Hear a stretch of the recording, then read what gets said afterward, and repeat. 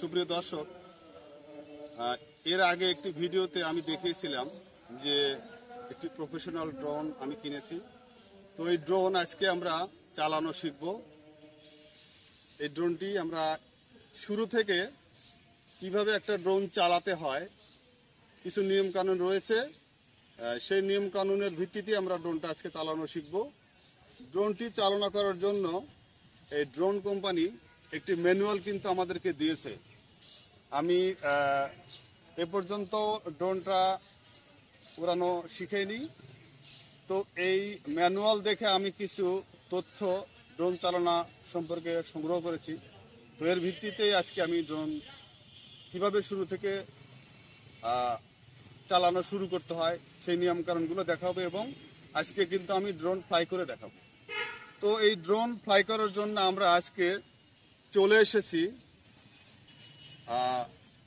উল্লাপাড়া সরকারি আকবর আলী কলেজের মাঠে।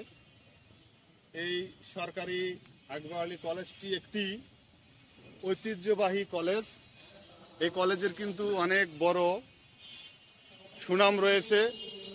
আমাদের উল্লাপাড়া 4 আসনের এমপি আকবর আলী সাহেব এই কলেজটি প্রতিষ্ঠা করেছিলেন। আমার কিন্তু শখ ছিল এই কলেজে পড়ার। তো ইন্টারমিডিয়েটে যখন আমি ভর্তির সময় এলো, প্রথমে আমি কয়েকদিন এই কলেজে ক্লাস করেছিলাম। তো এরপরে আর এখানে ভর্তি হয়নি। পার্শ্ববর্তী যে উল্লাপাড়া বিজ্ঞান কলেজ রয়েছে, আমি সেখানেই ভর্তি হই এবং পড়াশোনা করি। যাই হোক, আজকে আমরা ড্রোন কিভাবে শুরু থেকে চালাতে হয় সেটা শিখাবো। তো ড্রোনটি যখন আপনাদের এই যে ক্যারিং ব্যাগ থাকবে সেখান থেকে বের করতে হবে। বের করার পরে এর ভিতরে কিন্তু একটু ব্যাটারি লাগানো থাকে। ড্রোনের সাথে একটা ব্যাটারি লাগানো থাকে। এই ব্যাটারি একটা আছে, এই ব্যাটারি কিন্তু লাগানো আছে ড্রোনের সাথে, সেজন্য আর নতুন করে লাগানোর দরকার নাই। তো প্রথম ভিডিওতে আমি ব্যাটারি খোলা এবং লাগানো দেখিয়েছিলাম। তো আজকে ব্যাটারি লাগানো আছে। আজকে শুধু আমরা কিভাবে ফ্লাই করব সেটা দেখাবো। প্রথমে ড্রোনের এই যে উইংগুলো আছে, আমরা এগুলো আনফোল্ড করবো আর কি। আমি একে একে করছি, দেখেন উইংগুলো আনফোল্ড করছি। আর একটু করতে হবে ডানেরটা। এই যে একটা শব্দ হবে, একটা চট করে শব্দ হবে, তারপরে আনফোল্ড কমপ্লিট হবে। এরপরে পিছনেরটা এই যে হয়ে গেল। এরপরে আবার পিছনের বামেরটা। আমাদের ড্রোন কিন্তু আনফোল্ড করা হয়ে গেছে। এখন ড্রোন প্রথমে আমরা আনফোল্ড করে নিলাম। এখন এই ড্রোনকে আমরা চালু করব।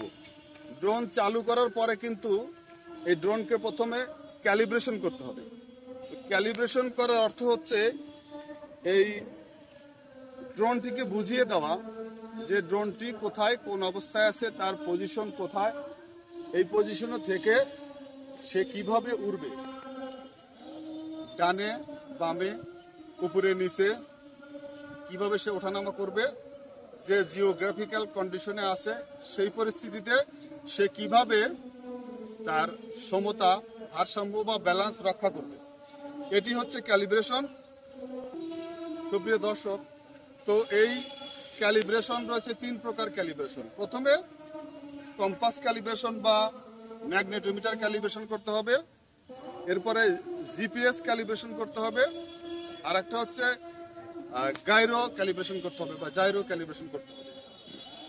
তো ক্যালিব্রেশন করার সুবিধা হলো, ড্রোনটি যদি আমি ক্যালিব্রেশন করে ফ্লাই করি, তাহলে কোনো কারণে যদি রিমোট কন্ট্রোলারের সাথে ড্রোনের কানেকশন বিচ্ছিন্ন হয়ে যায়, তাহলে ড্রোনটি কিন্তু অটোমেটিক আবার পূর্বের অবস্থানে ফিরে আসবে। তো ক্যালিব্রেশন করার শুরুতেই প্রথমে যেটা করতে হবে, ঠিক আছে, প্রথমে আমরা ড্রোনটি একটি সমতল জায়গায় রেখে অন করব। আমরা ড্রোনটি সমতল জায়গায় রেখে দিলাম। সমতল জায়গায় রাখার পরে উপরে দেখতে পাচ্ছেন এটি হচ্ছে স্টার্ট বাটন। আমরা স্টার্ট বাটনে 3 সেকেন্ড চাপ দিয়ে ধরে রাখলাম এবং ড্রোনটি স্টার্ট হয়ে গেল। এই ড্রোনটি স্টার্ট হওয়ার পরে আমরা এই যে দেখতে পাচ্ছেন রিমোট, আমরা রিমোটটা স্টার্ট করব। এই যে রিমোটের start button, sorry power on button, আমরা পাওয়ার অন করে দিলাম। এই পাওয়ার অন করার পরে জিপিএস ক্যালিব্রেশন কিন্তু অটোমেটিকই নিয়ে নেয়। তো আমরা ম্যানুয়ালি কিভাবে করতে হয় জিপিএস ক্যালিব্রেশন সেটা আমরা আজকে প্রথমে দেখাবো।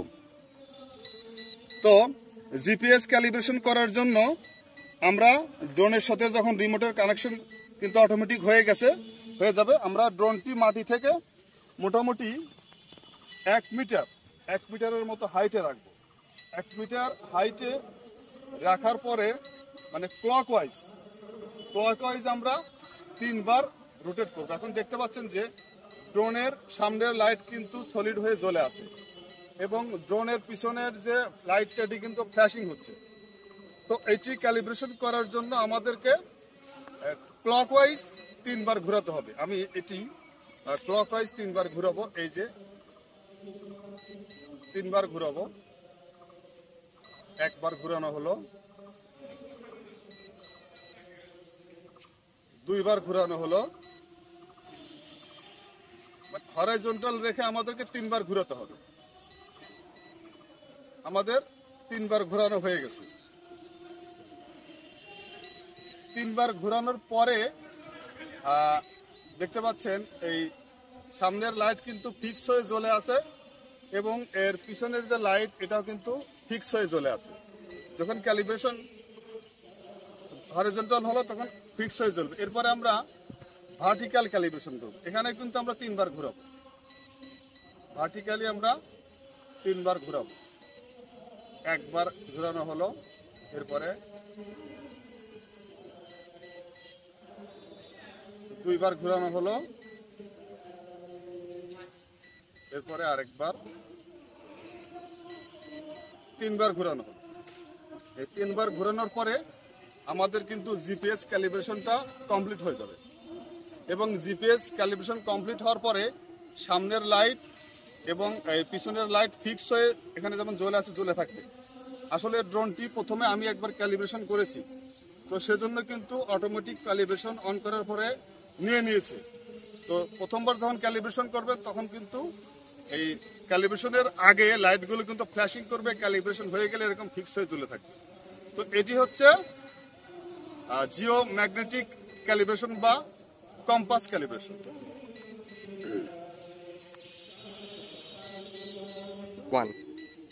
আমাদের কিন্তু ড্রোনের জিপিএস ক্যালিব্রেশন কমপ্লিট হয়ে গেছে। এরপরে আমাদের কিন্তু জিও ম্যাগনেটিক ক্যালিব্রেশন আমরা করে ফেললাম বা কম্পাস ক্যালিব্রেশন করলাম।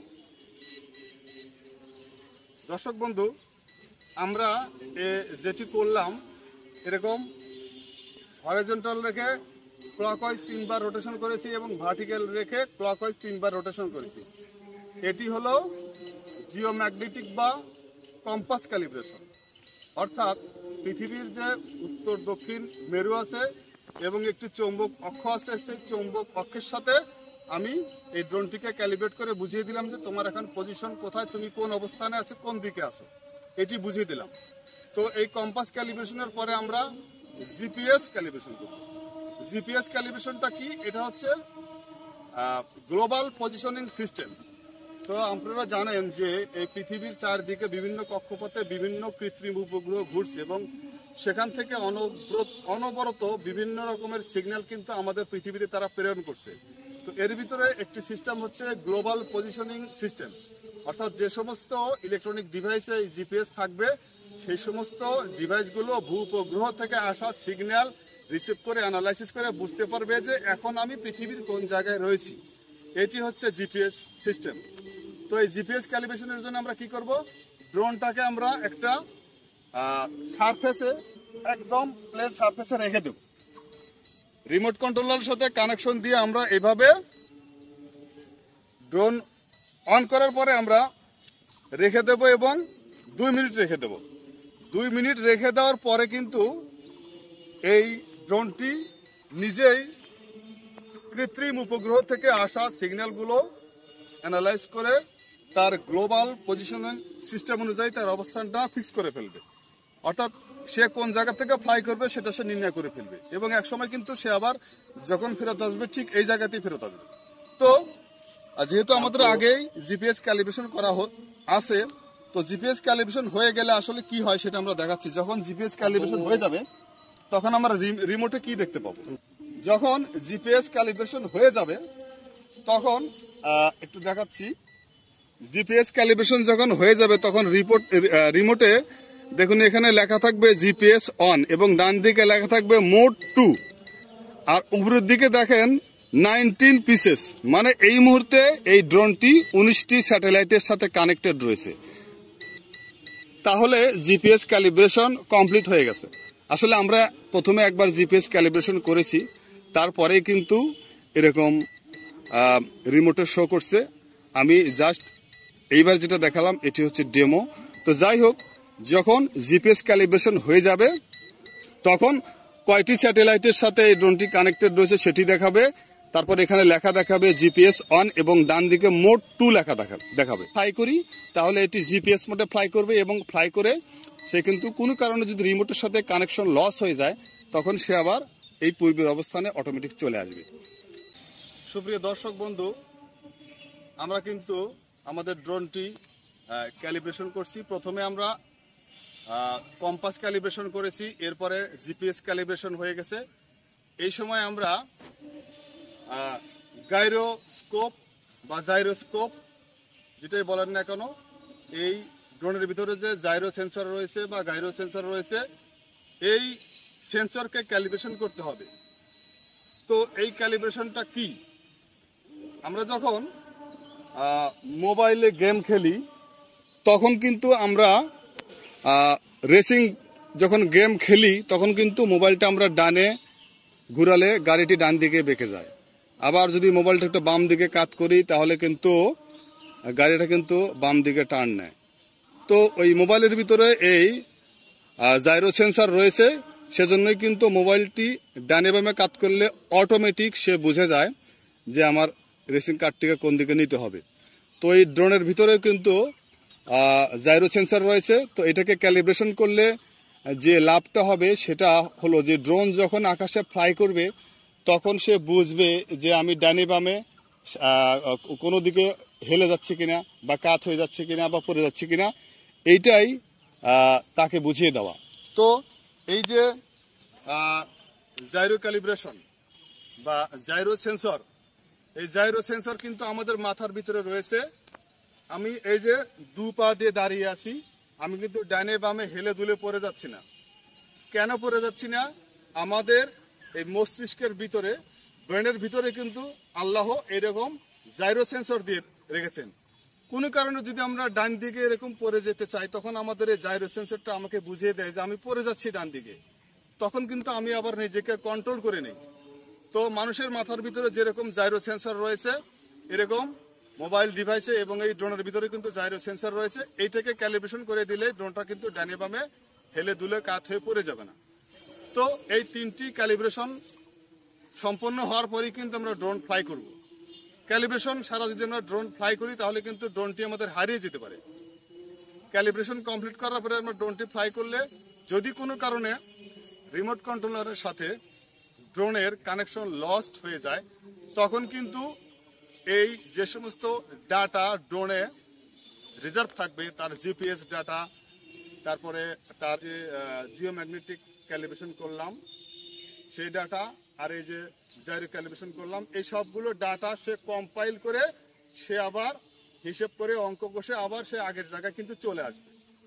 তো যাই হোক, আমাদের ক্যালিব্রেশন সম্পন্ন হয়ে গেছে। এখন আমরা ড্রোনটা আজকে ফ্লাই করব। আজকে আমরা ড্রোন থেকে কোনো ভিডিও নেব না, জাস্ট বেসিক ফ্লাই। ড্রোনটা কিভাবে আমরা প্রথমে উড়াবো, জাস্ট রিমোট কন্ট্রোলার দিয়ে আজকে আমরা ড্রোন উড়াবো।